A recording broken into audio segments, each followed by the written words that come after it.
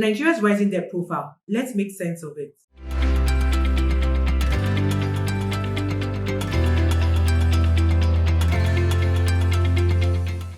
Hi, my name is Ola, and today I'll be explaining Nigeria's rising debt profile. I've gotten so many questions about it, from what does it really mean? What does it imply for us? Are we safe? Is there any other thing we can do? Isn't it too much? Today I'll be answering all those questions. So stick around and of course subscribe and hit the notification button so you get notified when I push out new content every week. So it all starts with a budget. Like you and I, Nigeria as a country has a budget.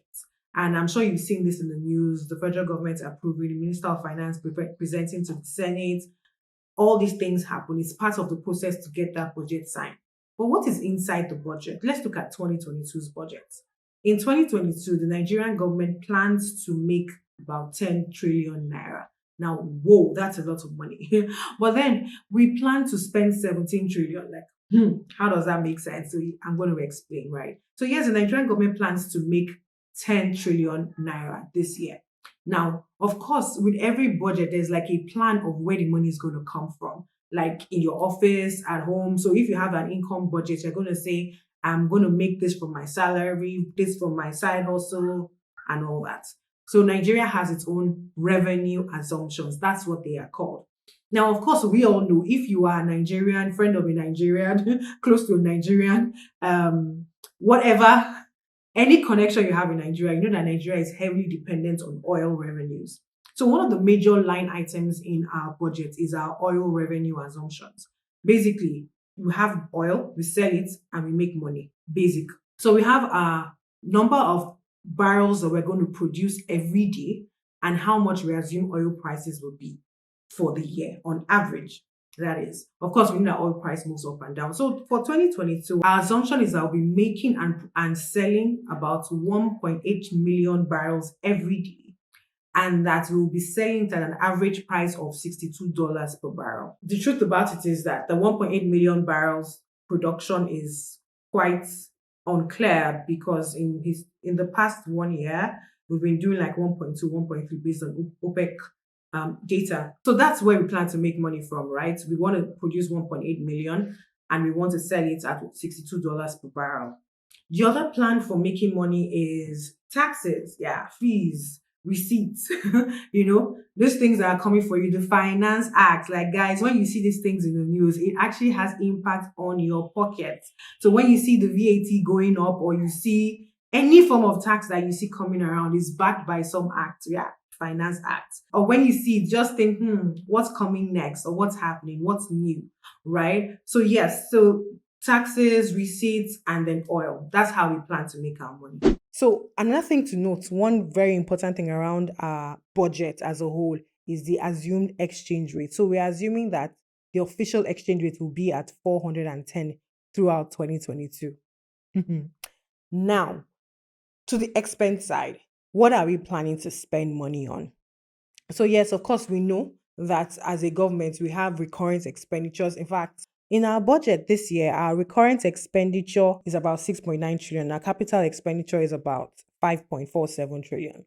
What does that mean? We are spending more on recurrent items than we are on capital. Just keep that in mind. So there's a line called debt servicing in our budget, which is where a lot of people's eyes are on right now. So our debt servicing budget is about 3.8 trillion, which is almost like 4 trillion. And we still plan to borrow this year. So that's what people are really shouting about. That's what the noise is about. Like, we are spending so much. We are spending more than half of our capital expenditure on debt servicing. Now, to put it into context, capital expenditure is what really grows the economy. Capital expenditure is putting money into roads. Capital expenditure is building schools. Capital expenditure is building hospitals. Things like that. That's what capital expenditure is. And it is what actually grows the economy. If you put all your money, all your income in recurrent expenses, then you are not growing as a country. So the question is, why are we even borrowing? So let me just bust your bubble. Everyone that is against borrowing, guys, every country in the world borrows. It is totally normal to borrow. There is more of a debt stock in the world than equity. Like, debt is what runs the economy of the world, right? So everybody borrows. Now, quick information. When you see in the news, there's a threat of a US shutdown, a government shutdown.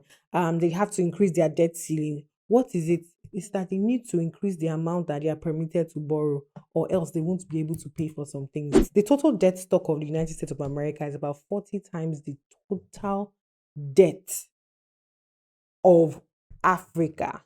That's one country compared to the whole continent. In the context of the world, it's not that significant, but when you compare it to the country in question and the revenue and the economic development, then it becomes a little worrisome. So the next question is, why can't we stop? The reason we can't stop is that we do have bills to pay, and the obvious option, the low-hanging, easiest option, is to go and borrow. Now, we've done that in the past. If you remember in the news that Nigeria raised $4 billion last year in a Eurobond issuance. If you've seen notices of Nigerian bond auction results in the market, where you see the debt management office issues 100 billion, issues 150 billion, right? This is us borrowing, right? It's normal. Like we borrow every month.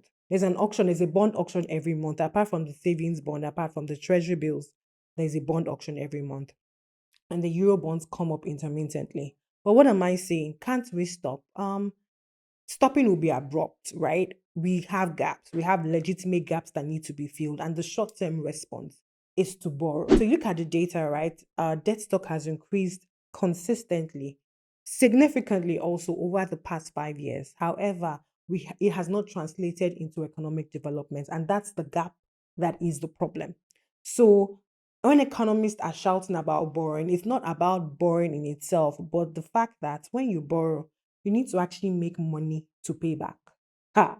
And that is the concern. If our revenues are not growing, I'm sure you've seen statements like the Minister of Finance or the Debt Management Office saying it's not a debt or a borrowing problem, it's a revenue problem. Right, wrong. It just depends on how you see it. Right? Instead of borrowing randomly, then you should be looking for ways to increase your revenue. So before I answer the question of is it too much, can you please subscribe to my channel? Don't just watch and say, oh, nice content, and not subscribe. Can you please subscribe to my channel and hit the like button so that YouTube knows to suggest it to someone else? And also hit notification button so that you know when my next important, significant, insightful content is coming to you. So yeah, please subscribe. Thank you. So there's so much noise and buzz around our rising debt profile. And what are they considering? They are looking at our debt servicing to revenue ratios. Our revenues are dwindling, right? But we are still borrowing. And then we are going into a high interest rate environment this year globally. So even borrowing internationally will become a problem.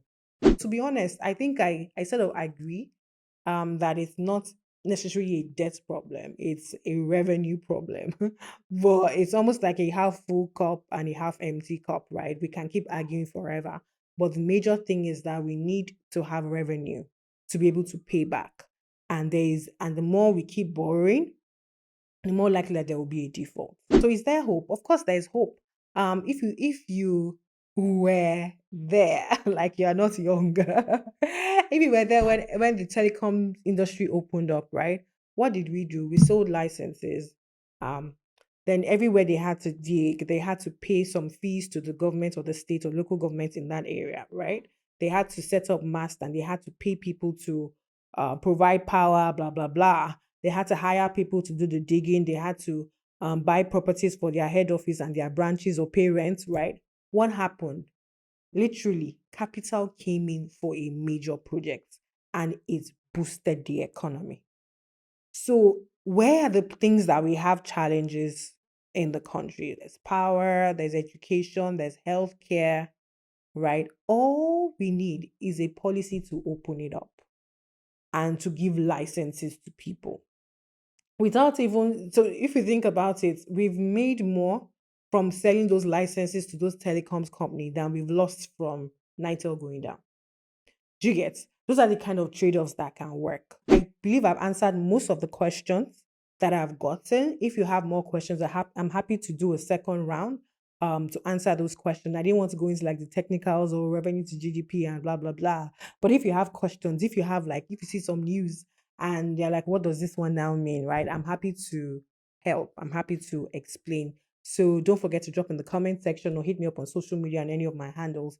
And don't forget, you can't outsource your health and your finances. You have to engage now. This engagement now means that when you are reading the news and they're talking about policies that affect you, you should actually stop and think and say, how does this affect you as a business? How does it affect you as an individual? And worst case, ask questions, right? Trust this was useful. I will see you in the next video. Bye.